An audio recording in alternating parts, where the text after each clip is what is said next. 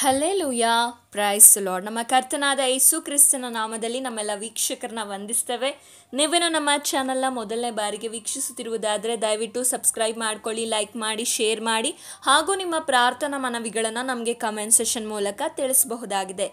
ಇಂದಿನ ನಮ್ಮ ಒಂದು ಸಂದೇಶ ಭಾಗ ಯಾವುದಾಗಿದೆ ಅಂದರೆ, ಕೆಲವರು ಕಮೆಂಟ್ನಲ್ಲಿ ಆಗಿರ್ಬೋದು, ವಾಟ್ಸಪ್ನಲ್ಲಿ ಆಗಿರ್ಬೋದು ಮೆಸೇಜ್ ಮಾಡಿ ಕೇಳುವಂಥ ವಿಷಯ ಏನಂದರೆ, ಪ್ರಾರ್ಥನೆಯನ್ನು ಹೇಗೆ ಮಾಡಬೇಕು, ಹಾಗೆ ಯಾವುದಕ್ಕಾಗಿ ನಾವು ಪ್ರಾರ್ಥಿಸಬೇಕು. ಅನೇಕ ಸಲ ಕೆಲವರು ಹೇಳ್ತಾರೆ, ಕಷ್ಟ ಇದ್ದಾಗ ಮಾತ್ರ ಪ್ರಾರ್ಥನೆ ಮಾಡಬೇಕಾ, ಅಥವಾ ನಾವು ಸಂತೋಷದಲ್ಲಿರುವಾಗ ಮಾತ್ರ ಪ್ರಾರ್ಥಿಸಬೇಕಾ, ಯಾವುದಕ್ಕಾಗಿ ಹೇಗೆ ಪ್ರಾರ್ಥನೆ ಮಾಡಬೇಕು ಅಂತ ಅನೇಕರಿಗೆ ತಿಳಿದಿರೋದಿಲ್ಲ.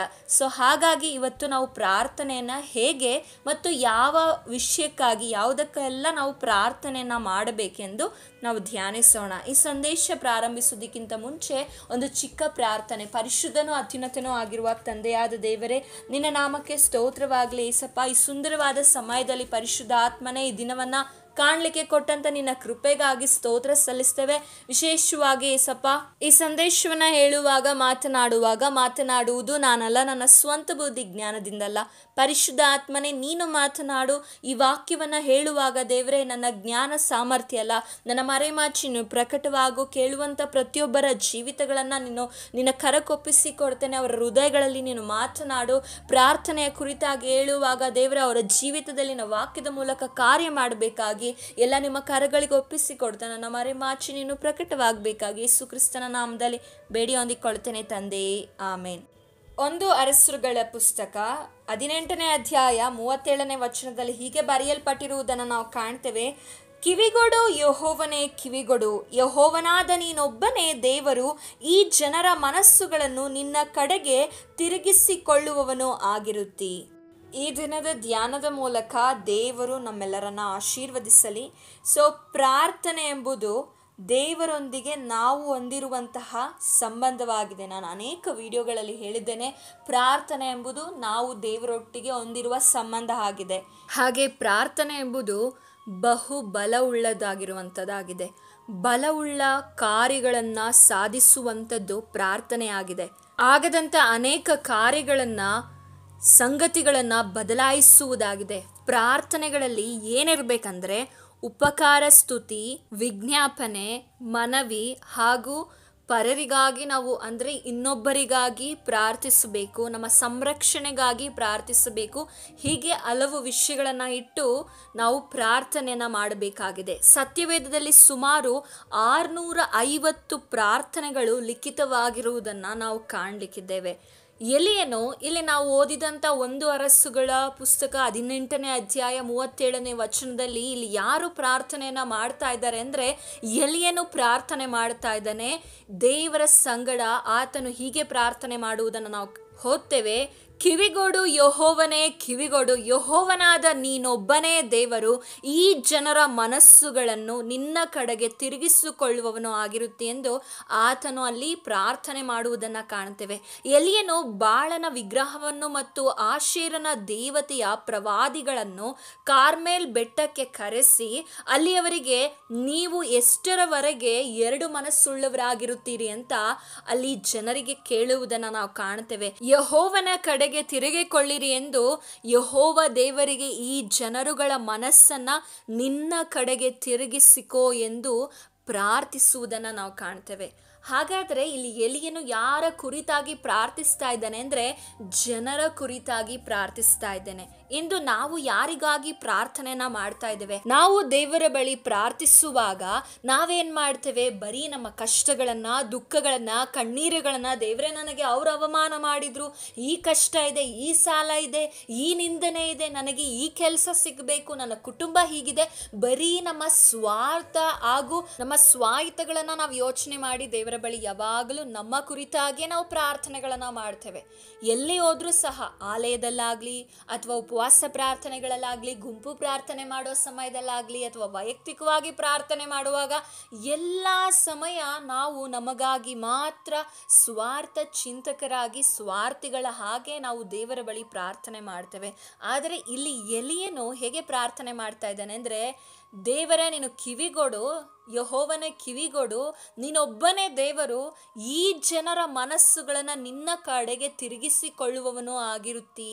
ಈ ಜನರ ಅಂದರೆ ಅಲ್ಲಿ ಜನರ ಕುರಿತಾಗಿ ಎಲಿಯನು ಇಲ್ಲಿ ಪ್ರಾರ್ಥನೆ ಮಾಡುವುದನ್ನು ಕಾಣ್ತೇವೆ. ಹಾಗಾದರೆ ನಾವು ಹೇಗೆ ಪ್ರಾರ್ಥನೆ ಮಾಡಬೇಕು? ಜನರಿಗಾಗಿ ನಾವು ಪ್ರಾರ್ಥನೆ ಮಾಡಬೇಕು. ಜನರ ಸಂರಕ್ಷಣೆಗಾಗಿ, ಇತರರಿಗಾಗಿ. ಯಾರಾದರೂ ಕಷ್ಟದಲ್ಲಿದ್ದಾರಾ, ಯಾರಾದರೂ ದುಃಖದಲ್ಲಿದ್ದಾರಾ?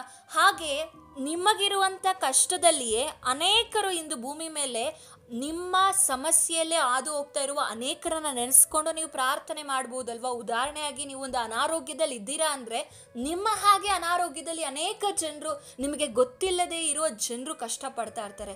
ನೀವು ಅವರಿಗೋಸ್ಕರವೂ ನೆನೆಸಿ, ದೇವ್ರೆ ನನ್ನ ಹಾಗೆ ಯಾರ್ಯಾರು ದೇವ್ರೆ ಸಹೋದರ ಸಹೋದರಿ ಕಷ್ಟಪಡ್ತಾ ಇದ್ದಾರೋ ಅವರಿಗೋಸ್ಕರ ಪ್ರಾರ್ಥಿಸ್ತೇನೆ ಎಂಬುದಾಗಿ ನಾವು ಪ್ರಾರ್ಥನೆಯನ್ನು ಮಾಡುವವರಾಗಿರಬೇಕು. ನಮ್ಮ ಪ್ರಾರ್ಥನೆ ಕೇವಲ ನಮ್ಮ ಸ್ವಂತಕ್ಕಾಗಿ ಇದೆಯಾ ಎಂದು ನೀವು ಇವತ್ತು ಯೋಚನೆ ಮಾಡಬೇಕು. ನಮ್ಮ ಕುಟುಂಬದ ಅಭಿವೃದ್ಧಿಗಾಗಿ, ಇಲ್ಲ ಇದು ಪ್ರತಿಯೊಬ್ಬ ಕ್ರೈಸ್ತನು ತಾನು ಅರಿಯದ ಜನರಿಗಾಗಿ ಹಾಗೂ ವೈರಿಗಾಗಿ, ದೇಶಕ್ಕಾಗಿ ಪ್ರಾರ್ಥಿಸುವುದು ನಮ್ಮ ಕರ್ತವ್ಯವಾಗಿದೆ. ಎಲಿಯನು ಆತ್ಮ ಭಾರದಿಂದ ಪ್ರಾರ್ಥಿಸುವಂಥ ವ್ಯಕ್ತಿಯಾಗಿದ್ದನು. ಎಲಿಯನಲ್ಲಿದ್ದಂತಹ ಪ್ರಾರ್ಥನಾ ಆತ್ಮವು ಇಂದು ನಮ್ಮಲ್ಲಿಯೂ ಕೂಡ ಆ ಆತ್ಮನು ಇರಬೇಕೆಂದು ನಾವು ಪ್ರಾರ್ಥಿಸಬೇಕು. ಯಾಕೆಂದರೆ ಆತನು ದೇಶಕ್ಕಾಗಿ, ಜನರಿಗಾಗಿ ಪ್ರಾರ್ಥನೆ ಮಾಡ್ತಾ ಇದ್ದಾನೆ. ಇವತ್ತು ನಾವು ನಮ್ಮ ದೇಶಕ್ಕಾಗಿ ಪ್ರಾರ್ಥಿಸ್ತಾ ಇದ್ದೀವ, ನಮ್ಮ ಅಧಿಕಾರಿಗಳಿಗಾಗಿ ನಾವು ಪ್ರಾರ್ಥನೆ ಮಾಡ್ತಾ ಇದ್ದೀವ, ಅದು ನಮ್ಮ ಕರ್ತವ್ಯ ಆಗಿದೆ. ನಾವು ನಮ್ಮ ದೇಶಕ್ಕಾಗಿ, ನಮ್ಮ ಅಧಿಕಾರಿಗಳಿಗಾಗಿ, ಎಲ್ಲೆಲ್ಲಿ ಪಾಪ ನಡೀತಾ ಇದೆ, ಎಲ್ಲೆಲ್ಲಿ ಸುವಾರ್ತೆ ತಲುಪಲ್ಪಡ್ತಾ ಇಲ್ಲ, ಎಲ್ಲೆಲ್ಲಿ ಜನರು ಸಂಕಷ್ಟದಲ್ಲಿದ್ದಾರೆ, ಎಲ್ಲೆಲ್ಲಿ ಜನರು ಮೋಸ ಹೋಗ್ತಾ ಇದ್ದಾರೆ, ಎಲ್ಲೆಲ್ಲಿ ಜನರು ಅವಮಾನದಲ್ಲಿದ್ದಾರೆ, ಸಾಲದಲ್ಲಿದ್ದಾರೆ, ನೋವಿನಲ್ಲಿ ದುಃಖದಲ್ಲಿದ್ದಾರೋ ಅಂಥವರನ್ನು ನೆನೆಸಿ ನಮಗೆ ಅರಿಯದಂಥ ಜನರಿಗಾಗಿ ನಾವು ಕಣ್ಣೀರಿನಿಂದ ಪ್ರಾರ್ಥಿಸುವಂಥ ವ್ಯಕ್ತಿಗಳಾಗಿರಬೇಕು. ಆಗ ಎಲಿಯನು ನೋಡಿ, ಎಲಿಯನು ಇಲ್ಲಿ ಭಾರದಿಂದ ಪ್ರಾರ್ಥನೆ ಮಾಡ್ತಾನೆ. ಆಗ ಎಲ್ಲ ಜನರು ಹತ್ತಿರಕ್ಕೆ ಕರೆದು ಹಾಳಾಗಿದ್ದ ಯೆಹೋವನ ವೇದಿಯನ್ನು ತಿರುಗಿ ಆತನು ಕಟ್ಟಿದನು. ನಂತರ ಇಂಥ ವೇದಿಯನ್ನು ಕಟ್ಟಿ ದೇವರನ್ನು ಆರಾಧಿಸುವವರನ್ನು ನಾವು ಸತ್ಯವೇದದಲ್ಲಿ ಕಾಣುವಂತೆ ಅನೇಕರು ಯಜ್ಞವೇದಿಯನ್ನು ಕಟ್ಟಿ ದೇವರನ್ನು ಆರಾಧನೆಯನ್ನು ಮಾಡುವುದನ್ನು ನಾವು ಕಾಣಬಹುದಾಗಿದೆ. ಯಜ್ಞವೇದಿಯನ್ನು ದೇವಾಲಯದಲ್ಲಿ ಉನ್ನತವಾದ ಸ್ಥಳದಲ್ಲಿ ಕಾಣುವುದರೊಂದಿಗೆ ದೇವರನ್ನು ಗೌರವಿಸುವಂಥ ಸ್ಥಳವಾಗಿದೆ. ಇವತ್ತು ನಾವು ಯಾವ ಯಜ್ಞವೇದಿಯನ್ನು ಕಟ್ಟುವ ಅವಶ್ಯಕತೆ ಇಲ್ಲ.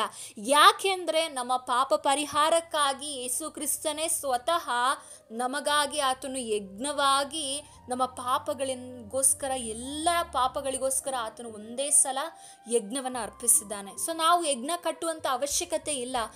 ಆದರೆ ಆ ಯೇಸು ಕ್ರಿಸ್ತನು ನಮಗೋಸ್ಕರ ಯಜ್ಞವೇದಿಯಾಗಿ ತನ್ನ ಪ್ರಾಣವನ್ನು ಕೊಟ್ಟಂಥ ದೇವರ ಸಮ್ಮುಖದಲ್ಲಿ ನಾವು ವಿಜ್ಞಾಪನೆ ಎಂಬ ಧೂಪವನ್ನು ಹಾಕಬೇಕು.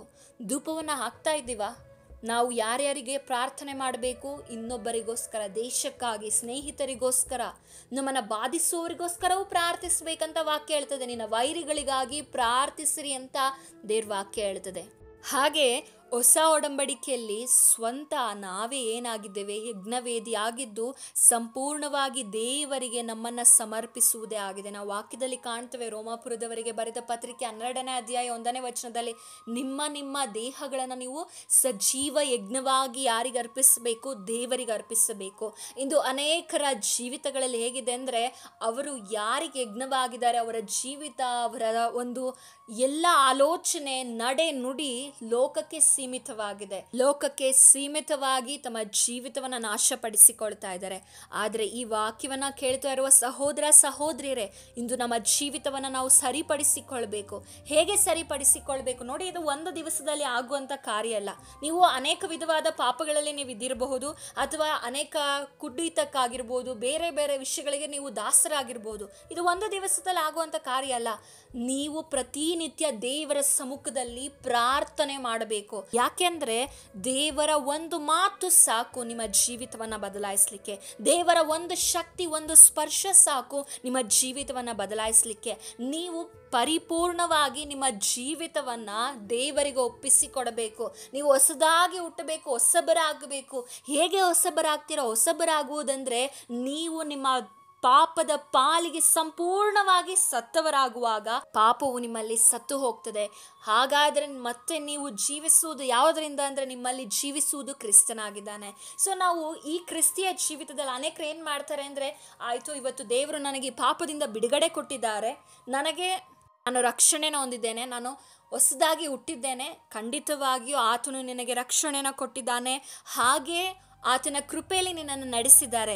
ಆದರೆ ಆ ರಕ್ಷಣೆನ ನೀವು ಕಾಪಾಡಿಕೊಳ್ಳಬೇಕಂದ್ರೆ ನಿಮಗೆ ಕಡೆಯವರೆಗೂ ನೀವು ತಾಳಿಕೊಂಡ್ರೆ ಮಾತ್ರ ಆ ರಕ್ಷಣೆಯನ್ನು ನೀವು ಕಾಪಾಡಿಕೊಳ್ಳಲಿಕ್ಕೆ, ರಕ್ಷಣೆಯನ್ನು ಕಡೆಯವರೆಗೂ ನಿಮ್ಮಲ್ಲಿ ಇರಲಿಕ್ಕೆ ಸಾಧ್ಯವಾಗ್ತದೆ. ಹೇಗೆ ಕಾಪಾಡಿಕೊಳ್ಬೇಕು? ಪ್ರಾರ್ಥನೆಯಿಂದ. ದೇವ್ರ ವಾಕ್ಯವನ್ನು ನಿಮ್ಮ ಜೀವಿತದಲ್ಲಿ ಓದೋದು ಮಾತ್ರ ಅಲ್ಲ, ಅದನ್ನು ಅಳವಡಿಸಿಕೊಳ್ಳಬೇಕು, ಅದರ ಪ್ರಕಾರ ದೇವರಿಗೆ ಒಳಪಟ್ಟು ಜೀವಿಸಬೇಕು. ಹಾಗೆ ದೇವರ ಪರಿಶುದ್ಧ ಆತ್ಮನ ಬಲದಿಂದ ನಾವು ಜೀವಿಸುವವರಾಗಿದ್ದೇವೆ. ದೇವರ ಪರಿಶುದ್ಧ ಆತ್ಮನ ಬಲವು ನಮ್ಮಲ್ಲಿ ಇರುವಾಗ ಮಾತ್ರವೇ ನಾವು ಈ ಕ್ರೈಸ್ತಿಯ ಜೀವಿತದಲ್ಲಿ ಜಯವನ್ನು ಸಾಧಿಸಲಿಕ್ಕೆ ಸಾಧ್ಯವಾಗ್ತದೆ. ಈ ಪಾಪದ ಲೋಕದಲ್ಲಿ ಕಡೆಯ ದಿವಸಗಳಲ್ಲಿ ನಾವು ದೇವರಿಗಾಗಿ ಜೀವಿಸಬೇಕಂದ್ರೆ ನೀವು ಬರೀ ವಾರಕ್ಕೊಂದು ಸಲ ಪ್ರಾರ್ಥನೆ ಮಾಡಿದರೆ, ಅಥವಾ ತಿಂಗಳಿಗೊಂದು ಸಲ ಪ್ರಾರ್ಥನೆ ಮಾಡಿದರೆ, ತಿಂಗಳಿಗೊಂದು ಸಲ ಕಣ್ಣೀರಿನಿಂದ ಅಥವಾ ಪಶ್ಚಾತ್ತಾಪ ಮನಸ್ಸಿನಿಂದ, ಅಥವಾ ನೀವು ಕಣ್ಣೀರು ಹಾಕಿ ತಿಂಗಳಿಗೊಂದು ಸಲ ಚರ್ಚಿಗೆ ಹೋದರೆ, ಪ್ರಾರ್ಥನೆ ಮಾಡಿದರೆ ಖಂಡಿತವಾಗಿಯೂ ನೀವು ಪರಿಶುದ್ಧರಾಗಿ ನಿಮ್ಮ ರಕ್ಷಣೆಯನ್ನು ಕಾಪಾಡಿಕೊಳ್ಳಲಿಕ್ಕೆ ಸಾಧ್ಯವಾಗೋದಿಲ್ಲ. ಯಾಕೆಂದರೆ ದೇವರು ವಾಕ್ಯ ಹೇಳ್ತದೆ, ಅನೇಕರು ಹೇಳ್ತಾರೆ ನಂಬಿಕೆ ಇದೆ, ನನಗೆ ನಂಬಿಕೆ ಇದೆ, ನಿಜವಾಗಿ ಹೌದು, ಆದರೆ ನಿಮ್ಮ ನಂಬಿಕೆಯಲ್ಲಿ ಕ್ರಿಯೆ ಇರಬೇಕು, ಪ್ರಾರ್ಥನೆ ಇರಬೇಕು.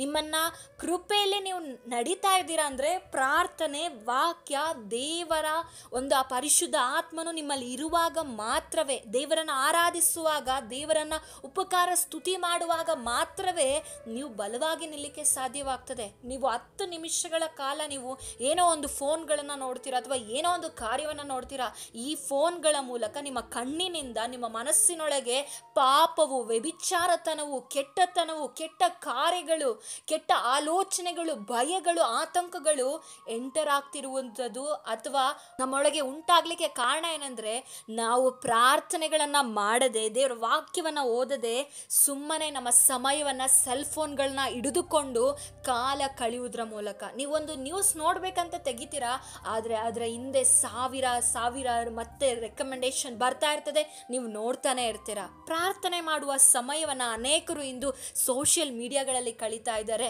ನೀವು ಪ್ರಾರ್ಥನೆ ಮಾಡಬೇಕು. ಪ್ರಾರ್ಥಿಸುವಾಗ ಮಾತ್ರವೇ ನಿಮ್ಮಲ್ಲಿ ಆ ಒಂದು ಶಕ್ತಿ, ದೇವರ ಕೃಪೆಯಲ್ಲಿ ನೀವು ನಡೀಲಿಕ್ಕೆ ಸಾಧ್ಯವಾಗ್ತದೆ. ನಿಮ್ಮ ರಕ್ಷಣೆಯನ್ನು, ನಿಮ್ಮ ಜೀವಿತವನ್ನು, ನಿಮ್ಮ ಆತ್ಮಿಕ ಜೀವಿತವನ್ನು ಕಾಪಾಡಿಕೊಳ್ಳಲಿಕ್ಕೆ ಸಾಧ್ಯವಾಗ್ತದೆ.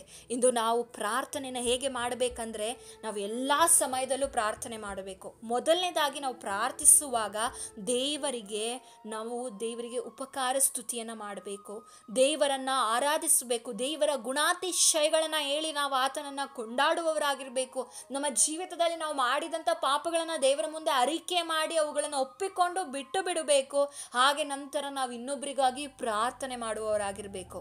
ಹಾಗೆ ಅನೇಕರು ಕೇಳಿಕೊಂಡಿದ್ರು ಪ್ರಾರ್ಥನಾ ಮನವಿಗಳೇನಾದರೂ ಇದೆಯಾ ಅಂತ. ನಾನು ಪೀಸ್ ಇನ್ ಜೀಸಸ್ ಕ್ರೈಸ್ಟ್ ಎಂಬ ಒಂದು ವಾಟ್ಸಪ್ ಗ್ರೂಪ್ನಲ್ಲಿ ನಾನು ಎಲ್ಲ ಪ್ರಾರ್ಥನಾ ಮನವಿಗಳನ್ನು ಕಳಿಸಿಕೊಟ್ಟಿದ್ದೇನೆ.